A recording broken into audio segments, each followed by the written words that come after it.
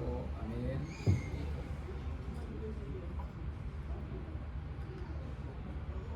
Maka Abbaa, kan Ilmaa, kan Hafuura Qulqulluu, sadan Waaqa tokkoo. Ameen. Maatiiwwan Waaqayyoon kan jaallattan hundis kan isin jaallatu sanbata guddaa ganama kana mana kiristaanaa Fayyisaa Addunyaatti kan walitti qabamtan akkasumas suuraa miidiyaa hawaasaatiin sagalee Waaqayyoo mana kiristaanaa Fayyisaa Addunyaatti darbuu kan hordoftan hundumti keessan akkam jirtu, akkam bultanii, akkam yoo nageessanii. Maqaan Waaqayyoo keenyaa, Fayyisaa keenyaa, uumaa keenyaa galanni kan nu eegee kan yoonaan nu ga'e galanni amalamummaa waaqummaa isaarraa maddu. Ergamoonni isaa qulqulloonnis qulqulluu qulqulluu qulqulluu jedhanii ganamaa galgala boqonnaa tokko malee yeroo tokko boqonnaa utuu fudhatiin kan isa galateeffatan Waaqa waaqotaa, gooftaa gooftotaa, uumaa hundaa kan ta'e kan nu eegee akka baay'ina cubbuu keenyaatti, akka balleessaa keenyaatti utuu nu lakkaa'in, akka abbummaa isaatti abbaa araaraatti dhiifama kan nu godhee mana isaatti walitti nu qabe Waaqa keenyaaf galanni isaaf haa ta'u. Waa'ee Waaqayyoo ala kaasnu haasofnee hin fixnu. Hojii Waaqayyoo, raajii Waaqayyoo nu taasise haasofnee hin fixnu. Eessaa akka walitti nu qabe, nama godhee kan nu dhaabe, simboo kan nu ta'e, akka deemsaa ilaalcha foon keenyaatti utuu ta'ee silaa yoon asin jirru turre akka Waaqayyootti garuu nu eegee asiin nu ga'e galanni isaaf haa ta'u. Guyyaa har'aa Wangeela Yohaannis boqonnaa 5:1 eegalee mata duree barumsa keenyaa boqonnaa 5:6 isa jiru fayyuu ni barbaaddaayii kan jedhu jecha Yesuus Kiristoosiin mata duree godhanneef ammuma ta'e sagalee Waaqayyoo gabaabsineetu ilaalla. Guyyaan har'aa waa'ee dhukkubsataa fayyee, seenaa nama dhukkubsatee fayyee tokko ilaalla. Fayyisaan immoo Yesuus Kiristoosidha. Ilma Waaqaa, Waaqa kan ta'e Yesuus Kiristoos. Hojii abbaan isaa hojjetu ilmis kan hojjetu. Ilma duwwaa miti. Isinillee natti waamantan isinillee kana hojjechuu dandeessu kan nuun jedhee haboo nuu kenne galanni isaaf haa ta'u. Namni dhukkubsataan kun akkuma nama torban tokko dhukkubsatee, torban lama dhukkubsatee, ji'a tokko dhukkubsatee miti. Waggaa meeqa dhukkubsatee jedha? Waggaa 38 umurii nama tokkooti. Waggaa 38. Namni kun waggaa 38 guutuu siree irra ciisee nama isa wal kaasee qabu kan hin qabaanne, nama isa deeggaru kan hin qabaanne, nama dhukkubsataa. Wanti gaarummaa isaa bakka abdiin fayyinaa jiru nama taa'eedha. Bakka abdiin fayyinaa jiru. Manni kiristaanaa bakka abdiin fayyinaatti jirudha. Manni Waaqayyoo bakka abdiin fayyinaatti jirudha. Bakka kana ala jiraannu lubbuu keenyaaf fayyina bakka argannudha. Haa ta'u immoo malee jedhe namichi hundumti waggaa 38 sun siree irra ciise. Achuma bakka fayyisaa sana keessatti inni fira qabu durseetu ala bishaanichi raafamu wal galaa ture jedha. Nama dursu jira jechuudha. Nama dhiibu jira jechuudha. Nama humna qabu sadarbee deemuu jira jechuudha. Haa ta'u malee asuma keessa lafa fayyinaa kana keessa immoo taa'uun hunda keenyaa baay'ee barbaachisaadha. Namni waggaa 38 dhukkubsate kun sireedhuma isaarra taa'ee ciisee achuma abdii qabaa ture. Guyyaa tokko saleeon bishaanitti nalasee raafamtu gara bishaan sanaatti namni inni na booda dhufe dhukkubsataan fira qabu, inni xinnoo humna qabu, inni xinnoo fooyya'aa ta'e yoo galee fayyallee adeega hundumtuu fayyee booda dhumarratti illee nan fayya. Namni na dursuus hin jiru, humna siin qabu turadheedhuma bishaanicha bira dhaqee eega ergamaa Waaqayyoo dhufee raasee booda bishaanichi sabala isa jennuudha jechuudha. Bishaanichi suma manaa dhugnu isa wayyaatti miccinu jechuudha. Miti bishaanuma ala maqaan Waaqayyootti dabalamu garuu sabalanuu ta'a jechuudha. Isa fayyisu ta'a jechuudha. Adda ta'a jechuudha. Bishaan addaa, bishaan eebbaa ta'a jechuudha.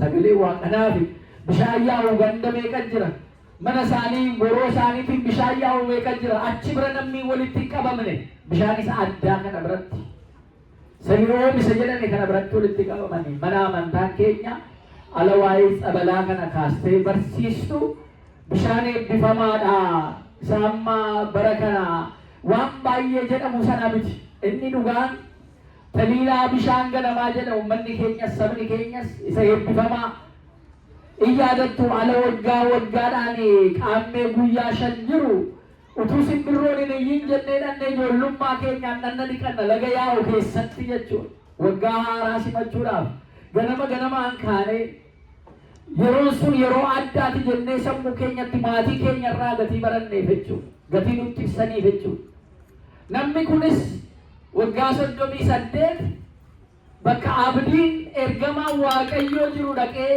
achi taa'uunsaa maatiinsaa iyyuu waa gochuuf dadhabani silaan fayyitu akkuma si hubetti yoo duutes du'i jedhanii achumattuu sadhiisanii deemuu isaaniis waan tokko jechuudha fira dhabee nama fira dhabee mana keessa cufatee jiru meeqa jira amma nama dhukkubsatee bishaan namatti qabee jiru itti qabu dhabee nyaata afaan kaa'u dhabee dhukkubsatee ciisu meeqa jira jara keenya yeroo kanatti guyyaan irraa Matsaabu guyyaa jedhamu nama dhukkubsataa kanaan isa Yesuus Kiristoos fayyise kana yegguu yaadannu guyyaa irraa namoota dhukkubsatan hundumaa sammuu keenyatti yaadachuu qabna jechuudha. Isa mana ciisee jiru firan qabaanne isa dhukkubsatee siree irra jiru kana yeroo xoomii keenyaa kana gaafachuu nu barbaachisa jechuudha. Fayyuun barbaanna hundumti keenya fayyuu yoo barbaadde ka obboleessa kee isa dhukkubsatee jiru obboleettii kee isa dhukkubsattee jirtu nama firan qabaanne isa dhukkubsatee jiru gaafachuun baay'ee barbaachisaadha yeroo kana guyyaan irraa guyyaa isa dhukkubsataan maqaa Yesuus Kiristoosiitiin Yesuus Kiristoos ka'ii deeme waggaa 38 siree irra ciisee achi ka'ee Alaluma bishaan raasamu sana keessa galuu dadhabee ture garuu cimina saala agarsiisu siree kee baattadhu deemittiin jedhee achumaa wal ga'ee siree isaa baattatee deema jechuudha fayyina Yesuus Kiristoos irraa argamu maqaan isaa ulfaatu isa kanan nu boojeetu mana kana keessa jirra jechuudha gochaa isaatu nu waamee mana kana keessa jirra maatiiwwan Waaqayyoo fayyuudhaaf mana kana keessa jirra Baabui baay'eetiin jiraata hafuurawwaadhaan jireenya hafuurawwaa qormaata adda addaa hin jiraata as keessatti alaa argamnu garuu ergamaan Waaqayyoo asuma jira qulqulluun Gabriel asuma jira qulqulluun Mikaa'el asuma jira Raagu'eel Uraa'eel qulqulloonni ergamoonni Waaqayyoo asuma mana Waaqayyoo kana keessa jiru as jiraachuun nuuf gaariidha mana Waaqayyoo dhiisnee deemuu hin qabnu qormaannis yoo baay'ate asuma waggaa 38 namichi lafa ergamaan Waaqayyoo jiru sana taa'e lafa fayyinni Waaqayyoo argamu sana taa'e maatiiwwan Waaqayyoo qalbiin keessan hin cabin hafuurri keessan hin dadhabin jilbi keessan hin raasamin mana Waaqayyoo keessa qormaan adda addaallee yoo jiraate Waaqayyoo wajjin taa'uun yeroo isaa eeggatee Waaqayyoon nu fayyisa Waaqayyoon hunda keenya hafuura keenya nuuf fayyisu dhibamnee jirra baay'een keenya dadhabnee jirra baay'een keenya qorumsi nutti baay'atee jira baay'een keenya Doktorri lafarraa dhukkuba keenya arguu hin danda'u. Firri lafarraa kana nuuf furuu hin danda'u. Malli akka barbaanne yoo tumne baasne kanaaf malli dhufuu hin danda'u. Malli Waaqayyoo bira jira. Malli hafuurawwaadhaan jira. Malli fuuldura mana Waaqayyootti jilgeeffachuurraa argama. Kadhachuurraa argama. Nu gargaari yaa Waaqayyo innee harka keenya isatti bal'isuurraa argama. Maatiiwwan Waaqayyoo qormaanni bakka adda addaa jira namni kun waggaa 38 ilaalaa dheerinni dhukkubaa kun abdii isaa san kutachiisne jechuudha namichi kun Yesuus Kiristoos gara isaa yogguu dhufe fayyuun barbaaddaa jedhee anoo naman qabuutti jedhe maan nama maaliin qaban kun akka laaltu inni nama qabu namaan hirkateetu dhaqeetu bishaan sana keessa ala ergamaan Waaqayyoo dhufee cuubu kunoo na dursee gala tiradheedhuma itti deemalan jedhullee humna dhabee inni humna qabu immoo kaan dhufeetu na dursee galee fayyee meeqan deeme fayyee waggaa kana guutuu an garuu naman qabu nama na gargaaru hin qabu namoonni baay'een akkana rakkina guutiif naman itti badhuun dhabee nama na gargaaru hin dhabee fira hin qabu beekumsa hin qabu qabeenya hin qabu jettanii kan abdii kuttan Waaqayyo isinii jira Yesuus Kiristoos isinii jira inni fira caalu jechuudha inni nama caalu inni jira Yesuus Kiristoos inni anoo firaan qabuutti jedhe ka'iitii siree kee baattadhuutti dhiibitti jedhe ati ganaasa nama si jabeessee Yesuus Kiristoosiin gaafa argu umurii isaa akkuma dargaggeessa waggaa 30 gati ta'eedhaaf tarii guyyaa tokko halkan wajjin bulee gaafa bishaan kun dhufee ergamaan Waaqayyoo isa raasu harka na qabee na jabeessee dursee hunda durachi keessa na buusaa jedhee yaade namichi kun malee na fayyisa jedhee waan yaade qabu. Yesuus Kiristoosis nama achi ciisu akka inni dhukkubsatee waggaa dheeraa achi ture hin beeka. Garuu fedhii isaa malee akka na fayyise mootummaa natti ni miingati akka hin jenne fedhii namaa waggaa dheeraallee yoo ture fedhii isaa malee Waaqayyo akka nu jenne kanaaf nu illee fedhii keenya Waaqatti ibsuu nu barbaachisa jechuudha fayyuudhaaf. Nan barbaada akka nan barbaadanne itti machuu qabna jechuudha Waaqayyootti. Firaan qabu gaafanne jedhu ka'iitii siree kee baattadhuu deeme.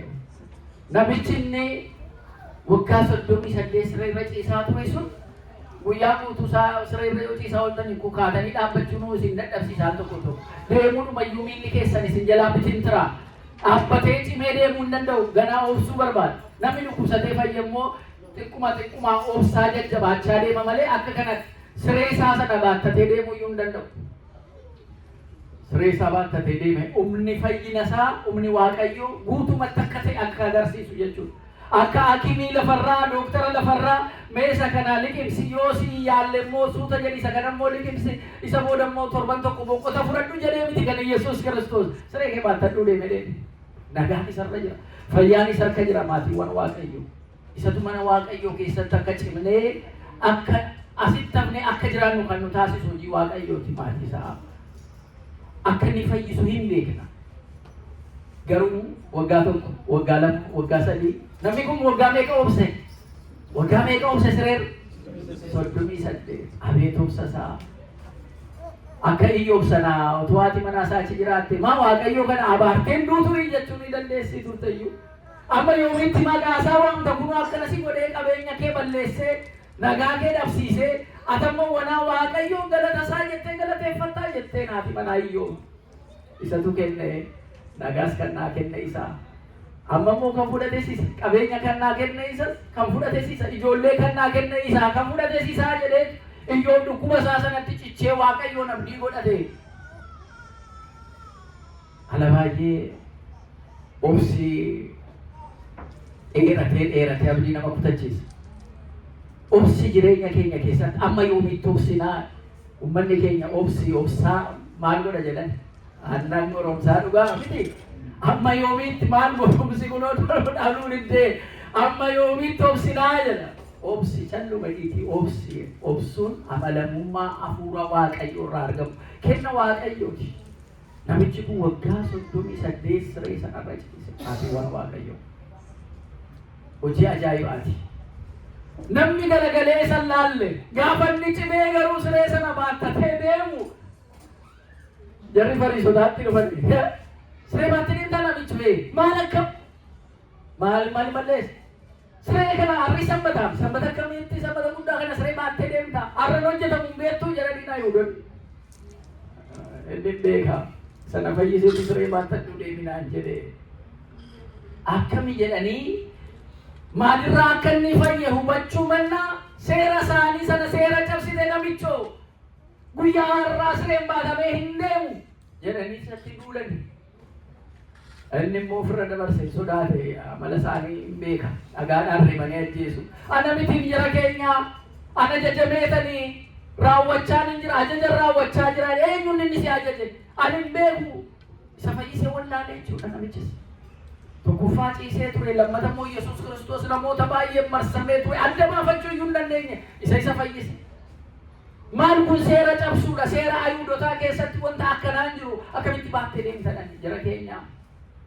Ala fayyuuf deemnu namoonni karaa fayyinaa keenyaa kanatti irrate jedhanii akka Fariisotaa kana seera eegnaa jedhanii fedhii foon isaanii kan ittiin guuttatan baay'ee jiru. Fedhii Waaqayyoo fedhii namaa addaan baasnee ilaaluu nu barbaachisa. Seera Waaqayyoo seera namaa addaan baasnee hubachuun nu barbaachisa.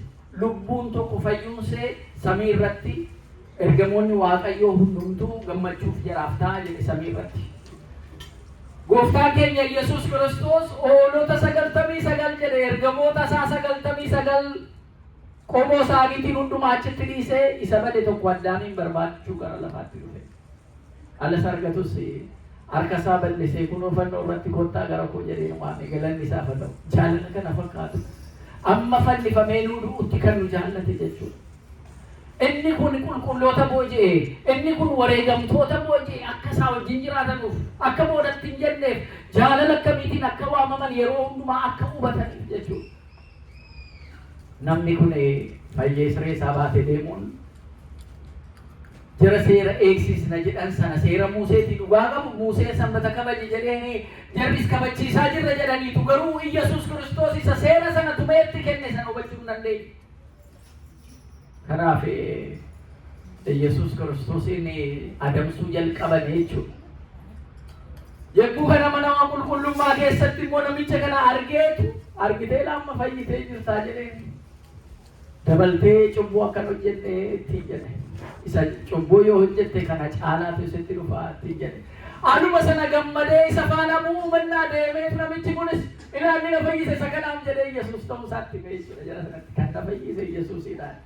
Kan isa fayyise Yesuus ta'uu isaa sana utuu amanee akka amananiif itti bee gaarii ture garuu inni ragaatti ba'ee qabsiisuudhaaf reebsisuudhaaf kanaaf innis Yesuus Kiristoos fayyuun barbaaddaa kan inni jedhe iyyuu kanaaf durumaanu akka inni dabarsee isaa jara kennan wajjiniin akka inni riyaan taaneef maatiiwwan Waaqayyoo kun waan guddaa nu barsiisa. Amantaa keenya keessatti maal nu godhe Waaqayyoo jireenya keenya maaliif as dhufne? Maaliif sanbata barii mana keenya boqochuutu dandeenyu ganama kaanee gara mana Waaqayyoo kanatti dhufna sababa keenya sirriitti hubachuu nu barbaachisa. Gochaa Waaqayyoo nu godhe sirriitti hubachuu nu barbaachisa. Waaqayyo minyaa akka ta'e dhandhamannee yoo ilaalle malee miilli keenya duwwaa deddeebi'ee lubbuun keenyaaf qaamni keenya yaadi keenya sin jiru taanaan yeroo balleessaa jirra jechuudha maatiiwwan. Waaqayyo kana maaliif miilli keenya qalbii keenya wajjin ayyaanni keenya wal qabatee dhufuu qaba jechuudha mana Waaqayyo. Waaqayyo minyaa'aa akka ta'e dhandhamadhaatii ilaalaa, mijeeffadhaatii ilaalaa. Waan raajii hojjechuu kan danda'u dhagaa keessaa bishaan baasee uummata isaa obaasuu danda'a. Galaana addaan saaqee uummata isaa achi keessa dabarsuu danda'a. Biddeen 5 gabaa 5 guutuu nyaachisuu danda'a eebbisee. Kan isaan danda'amne hin jiru. Jirri namoonni tokko alaa wal fuudhuu dhaban nama na fuudhuun dhabee nama itti heerumuun dhabee ala jedhan mana Waaqayyoo dhiisanii kan deeman fuudhaaf heeruma barbaachuu nama meeqa jira. Eega fuudhan heeruman ijoollee barbaachuu kan mana Waaqayyoo dhiisanii deeman achi naqee yoo na baluu bira dhaqee ijoolleen argadhaa jedhanii kan deeman meeqa jira. Eega godhatanii booda qabeenya barbaadanii oddoo kanaan qabeenya argadhaa jedhanii kan deeman meeqa jira mana Waaqayyoo dhiisanii. Hunda eegargatanii booda immoo nagaa dhabanii siree irratti kan hafan lubbuu isaanii kan dhaban meeqa jira. Kanaaf akka namicha kanaa fayyuun barbaaddaa akkuma jedhame fedhii isaatiin arras fedhii keenyaan mana Waaqayyoo keessatti fayyinee jiraachuun barbaannaan gaaffiidha. Waaqayyo nu fayyisuudhaaf ammallee amanamaadha maqaan isaa ulfaatu. Isa arraa kana fayyuun barbaaddu nuun jedha. Yeroo xoomii keenyaa kana yeroo lagannaa keenyaa kana midhaan waa balleessinaa nyaachuun dhiisna jara keenya. Kan nyaachuu dhiisneef mee foon keenya xinnoosee seera toshinee fi waaqaaf bulshinee foon keenya dadhabsiisnee jireenya furawwaa keenya ammoo cimsina jenneetu midhaan irraa of qusannee xoomnee laganne malee yeroo kana midhaan waa balleessiniti garuu arrabni keenya hoo xoomaa jira laata? Iji keenya xoomaa jira laata? Gurri keenya xoomaa jira laata? Akkaataa xoomiin keenya kun yeroo kaan irraa maal taddaan isa baasas jennee hubanne yeroon kun yeroo eebbatti argannu akka ta'e wal jabeessaa deemuu nu barbaachisa jechuudha. Cimoota jara ta'an ilaallee wal cimsuu barbaachisa jechuudha. Maaliif namni arran dhaabbataa boriin kufaa yoo kufte illee immoo jedha bor immoo iftaan immoo ka'uun jira. Kiristinnaa jechuun utuu dhuman kufin yeroo hundumaa cimanii dhaabbachuu miti. Kiristinnaan utuu dhufan utuu kufanus ka'aa deemuu jechuudha. Bibintirachaas deebi'anii cimuu jechuudha. Yadiina koo jedhe yoon bibintiraadhe kufuu yoon kufes immoo nan ka'a yoon dadhabes nan jabaadhaatii hin gammadin jedhe raajichi. Kanaaf jara keenyaa karaan fayyinaa karaa qabannee jirru kanaan. Karaan fayyinaa lafti fayyinaa bakka jirru kanaan. Bakka fayyinaa kanarratti immoo namoonni baay'een fura kan dhaban beekumsa isaa hin qabnu, humna isaas hin qabnu, qabeenya isaas hin qabnu jedhanii kan keessa isaaniitti duwwaa ta'uun itti mul'ate, dadhabaa ta'uun, wallaalaa ta'uun kan itti dhaga'ame baay'een jiraatu jara kana. Akkuma qulqullichi Yohaannis jedhe karaan Waaqayyo asirraatu inni gadi bu'ee jiru wala ka'u inni immoo ol ba'ee jiru gada jedhu karaan Waaqayyo adiriiruu jedhe. Ilaalchi keenya diriiruu barbaachisa jechuudha. Ilaalcha keenyaan inni gadi bu'ee abdii kutates wal ka'uutu irra jiraata. Inni of tuulee gubbaa jirus gadi bu'uutu irra jiraata. Waaqayyoon ofirratti argee jechuudha. Manni kun bakka fayyinaa gadi bu'eedha. Seenaa irraa wangeela Yohaannis boqonnaa 5 lakkoofsa 1:25 dubbisa. Mana keessan galaati dubbisa. Ijoon isaa garuu humna Yesuus Kiristoos irraa argamuun nama dhukkubsataa waggaa 38 ciisee jiru akka fayye kanarraa hubanna. Namni fayye kun immoo cimina luma sana argatee siree isaa baattatee akka deeme argina. Sagan irratti fayyuu isaatti gammaduu mannaa guyyaa sanbataati kan inni siree baatee deeme jedhanii jarri qeequu barbaadan immoo akkamiin Yesuus Kiristoosin ajjeesuudhaaf adamsaa akka turan immoo argina jechuudha. Bakka kam taatu silaa utuu bara sana jiraattani. Maaliif jarri sunis seera beekna jedhanii gatii amma sana Yesuus Kiristoos adamsuu kan jalqaban seera beekna jedhaniitu. Bara keenya kanas seera amantaa eegna jenneetu nama baay'ee bataskaana keessaa adamsinee baasnee jirra. Lubbuu baay'ee adamsinee baay'ee baasnee jirra. Waaqayyo garuu lubbuu nama tokkootiif illee nu gaafata. Lubbuun nama tokko akka hin banneef hundumtu kennaa isaatiin mana Waaqayyoo keessatti akka tajaajilu yeroo inni ganama dhufes guyyaa dhufes galgala dhufes mana Waaqayyoo keessatti gatii isaa kan kaffalu Waaqayyoon gatii ta'eef jarri hojjettoonni waliin dhiibinaa fuula walitti singuurinaa anatu gatii isaa kaffalaa fi kanaaf inni kun ganama dhufe inni kun guyyaa dhufe inni kun bakka ba'uu kaanetti galgalarra dhufe akkamitti wal qixanuu kaffalaman jedhinaa kan kaffalu ana hunda keessaniif immoo akka waliin haasofnetti isinii kenne maaliif walitti naaftuu nuun jedha. Kanaaf mana Waaqayyoo keessatti jireenyuma bakka qulqullummaa namichi dhukkubsate kun itti fayye bakka ergamaan Waaqayyoo argamu bakka bishaan qulqulluu saballi itti argamu bakka Yesuus Kiristoos itti argamu mana qulqulleettii keenyaa kana keessatti jiraachuun argamuun baay'ee barbaachisaadha. Miilla keessanas hin fudhina. Bakka biraa fayyinni jira jettanii hin ilaalina. Garaan keessan iddoo lamatti asii achi jedhee akka hin saaqamne ilaalchi keessan bakka lamatti akka hin baane mana Waaqayyoo kana keessa fayyinni jira. Itti matee kan dhabe hin jiru. Inni dhagahanne Waaqayyoon dhagaha. Obsinee eeguun garuu kan nurraa eegamudha.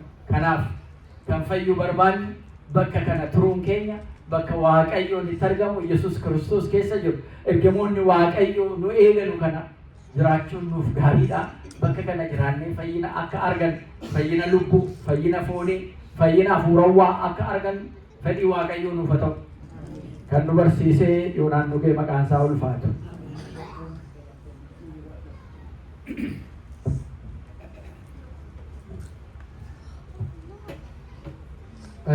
Waaqa nu barsiifatee waaqa nu gorfatee galanni guddaan haa ta'u. Abbaan keenya akka gaariitti wangeela isaa caqasanii nu barsiisaniiru. Waaqayyo sagalee jireenyaa isaan dhageessisu. Sagalee jireenyaa isaan dhageessisu. Sagalee jireenyaa isaan dhageessisu. Waaqayyo hunduma keenya dhaaltu mootummaa isaatiin nu haa taasisu.